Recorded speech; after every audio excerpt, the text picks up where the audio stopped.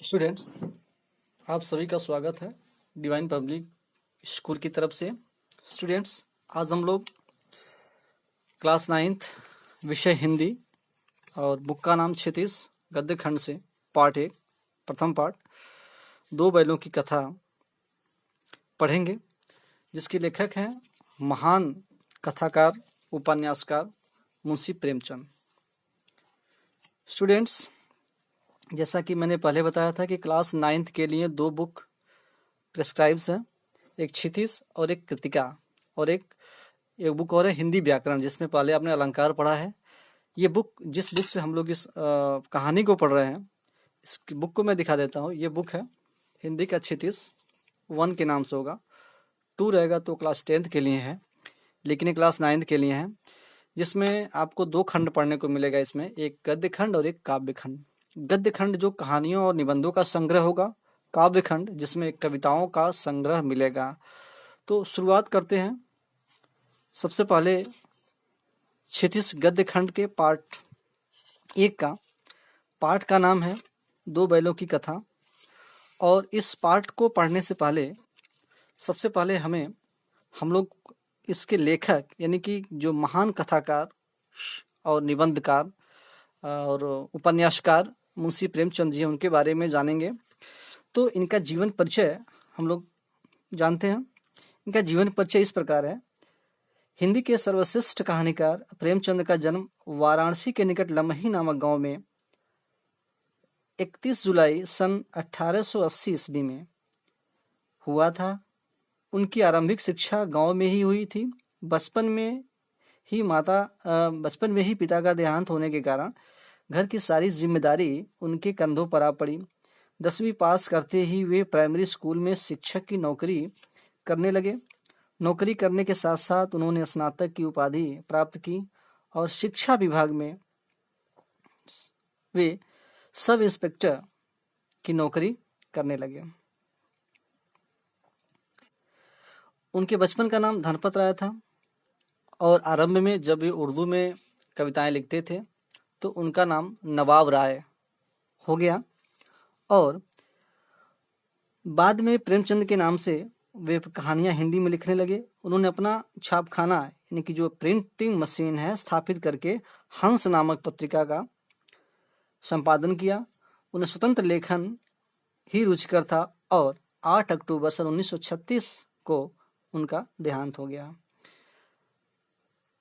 इस प्रकार चौमुखी प्रतिभा के धनी मुंशी प्रेमचंद जी थे, जिन्होंने बहुत सारी कहानियां जो ग्रामीण क्षेत्र पे और जमींदारी प्रथा पे कटाक्ष किए हुए था, और ग्रामीण क्षेत्रों के समस्याओं को उठाने का काम किया इन्होंने। गरीबी, किसान कैसे अपने जीवन यापन करते हैं, इन सारी चीज़ों को इन्होंने अपनी कहानियों के माध्यम से, अपने लेख के माध्यम से बताने का कार्य किया। उनकी प्रमुख रचनाएं इस प्रकार हैं। प्रेमचंद जी ने लगभग 350 कहानियां और 11 उपन्यास लिखे हैं। उनकी कहानियां मानसरोवर नाम के एक संग्रह है, जिसमें 8 भागों में संकलित है, जिसमें सेवा सदन, प्रेमाश्रय, रंगभूमि, निर्मला, गबन, कर्मभूमि, गोदान, प्रतिज्ञा, कायाकल्प उनके प्रसिद्ध कुछ इस प्रकार के उपन्यास हैं। उन्होंने करबला और प्रेम की वेदी नामक 2 नाटक भी लिखे। कुछ विचार और कुछ विविध प्रसंग नामक संकलनों में भी उन्होंने निबंध संकलित किया। इनका जो अधूरा उपन्यास रह गया था उसका नाम था मंगलसूत्र, जिन्होंने अपने जीवन के अंतिम क्षणों में लिखा, लेकिन वो पूरा नहीं हो पाया, तब तक इनका देहांत हो गया। साहित्यिक विशेषताएं में देखा जाए इनको, तो प्रेमचंद जी अपने समस्त कथा साहित्य के समस्त जनजीवन का चित्रण किया है। उनके साहित्य का प्रमुख विषय राष्ट्रीय जागरण और समाज सुधार है। वे आदर्शोन्मुखी यथार्थवादी लेखक थे।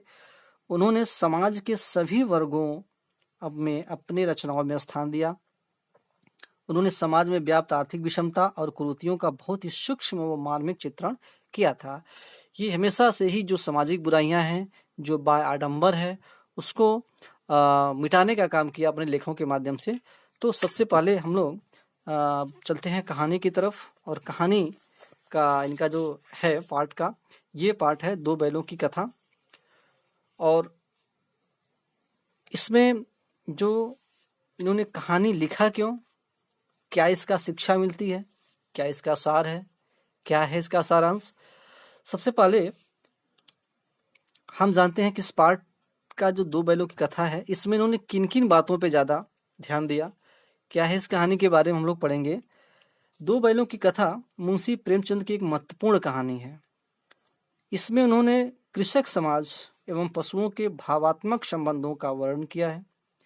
उन्होंने बताया है कि स्वतंत्रता सरलता से नहीं मिलती, उसके लिए बार बार प्रयास करना पड़ता है तथा आपसी भेदभाव त्याग कर एकजुट होकर संघर्ष भी करना पड़ता है। कहानी का सार इस प्रकार है। लेखक ने बताया है कि जानवरों में सबसे मूर्ख गधे को माना जाता है, किंतु यह अत्यंत सीधा और सरल है। वह किसी बात का विरोध नहीं करता। अन्य जानवरों को कभी न कभी गुस्सा आ जाता है, किंतु गधे को कभी गुस्सा करते नहीं देखा। बैल के विषय में लोगों की कुछ और ही धारणा रही है, तभी तो उन्हें बछिया का ताऊ कहते हैं, किंतु ये बात सच नहीं है, क्योंकि बैलों को गुस्सा भी आता है, वह मारता भी है। अन्य जानवरों को कभी न कभी गुस्सा भी आ जाता है और इस प्रकार जो है और अड़ियल रुख भी अपना लेता है। बैल कभी कभी गुस्सा भी करता है और मारता भी है और अड़ियल रुख भी अपना लेता है, इसलिए उसे लोग गधे से बेहतर समझते हैं। गांव में किसान था। कहानी की जो शुरुआत होती है, एक गांव की किसान की कहानी है जिसका नाम झूरी है। और झूरी बहुत ही ईमानदार एक परिश्रमी व्यक्ति है। उसके दो बैल होते हैं, जिसके पास दो बैल होते हैं, जिसका नाम एक हीरा और दूसरे का नाम मोती था। दोनों सुंदर, स्वस्थ और काम करने वाले थे। दोनों में पक्की मित्रता थी। दोनों साथ साथ रहते और काम करते। संयोगवश एक बार झूरी ने दोनों बैल अपने साले गया को दे दिए। बैलों को लगा कि उन्हें बेच दिया गया है, अतः गया को बैलों को घर ले जाने में कठिन परिश्रम करना पड़ा। गया जो था वह झूरी का साला था, यानी कि झूरी की पत्नी का भाई था, और वह बैलों को यानी हीरा और मोती बैलों को अपने साथ ले गया, जिसको घर ले जाने में बहुत कठिन परिश्रम करना पड़ा।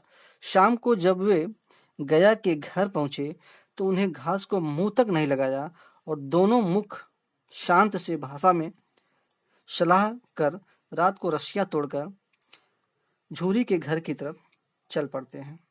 झूरी प्रातः काल उठकर देखता है कि उनके दोनों बैल नाद पर खड़े घास खा रहे हैं। झूरी दौड़कर स्नेहवश दोनों को गले से लगा लेता है। गांव के सभी लोग स्वामी भक्ति पर, वो जो बैलों का स्वामी भक्ति है, उससे बड़े आश्चर्यचकित होते हैं, किंतु झूरी की पत्नी से वह देखते न बना और अगले दिन से पत्नी ने मजदूर को बैलों के पास सूखी घास डालने को कहा। मजदूर ने वैसा ही किया और दोनों बैलों ने कुछ नहीं खाया। दूसरे दिन झूरी का साला फिर आया और दोनों बैलों को फिर से ले जाकर मोटी तगड़ी रस्सियों में बांधकर सूखा भूसा डाल दिया। अगले दिन दोनों को खेत में जोता गया, लेकिन मार खाने पर भी दोनों ने पैर न उठाने की कसम खा रखी थी। अधिक मार खाने पर दोनों भाग खड़े हुए।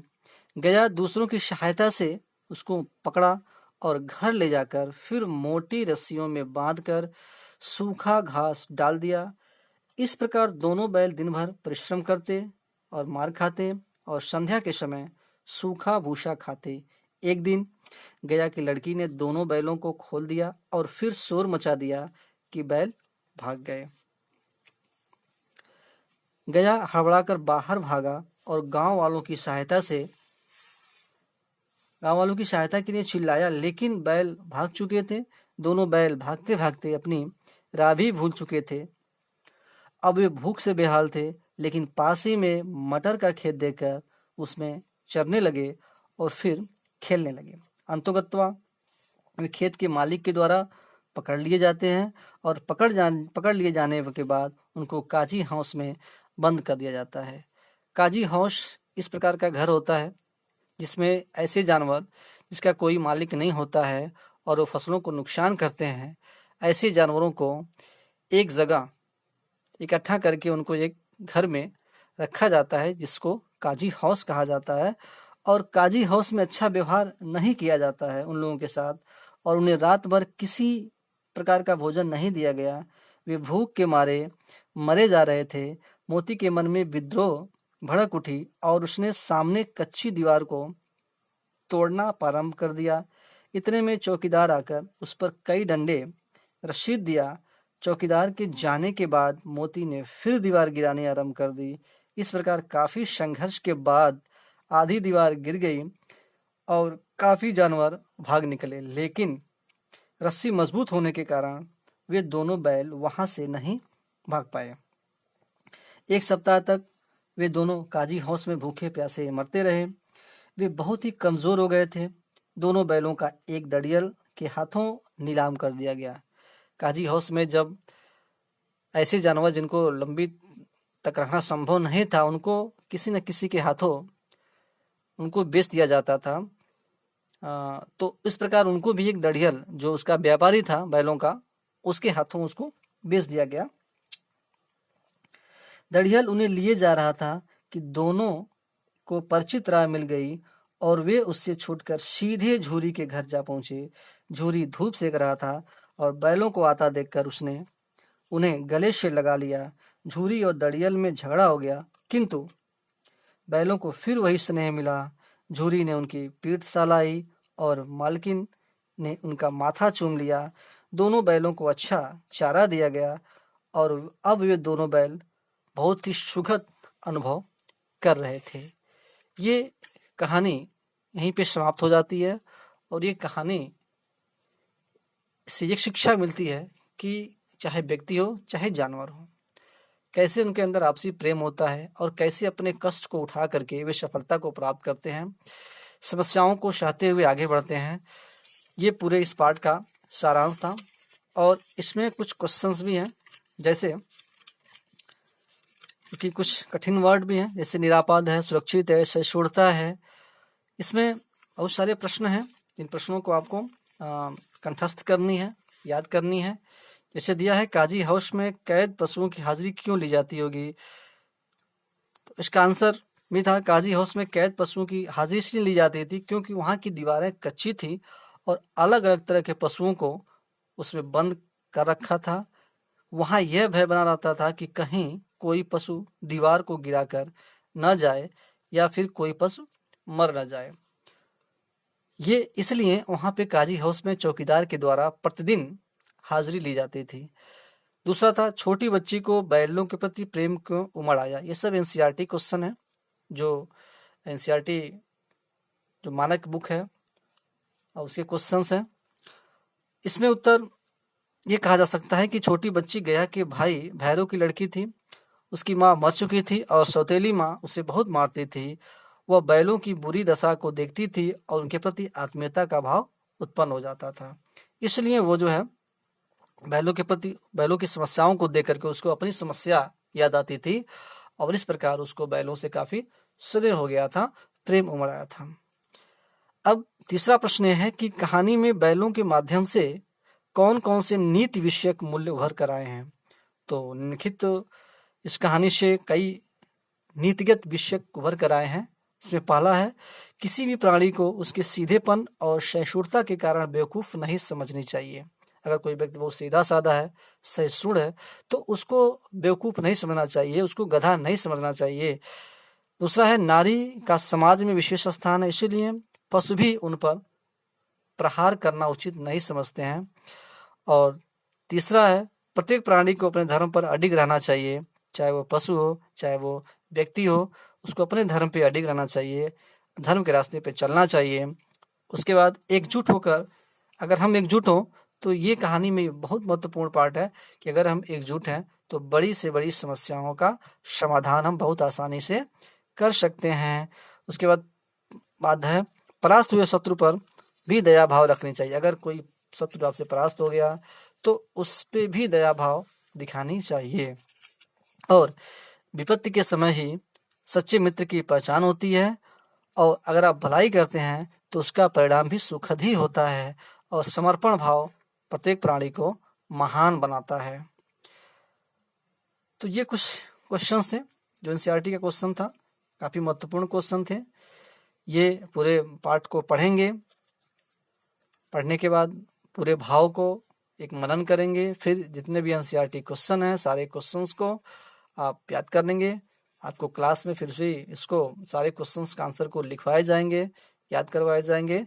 तब तक आप पूरी इस कहानी को, समरी को बार बार सुनिए, बार बार पढ़िए, ताकि आपको अच्छी तरह से ये कहानी समझ में आ जाए।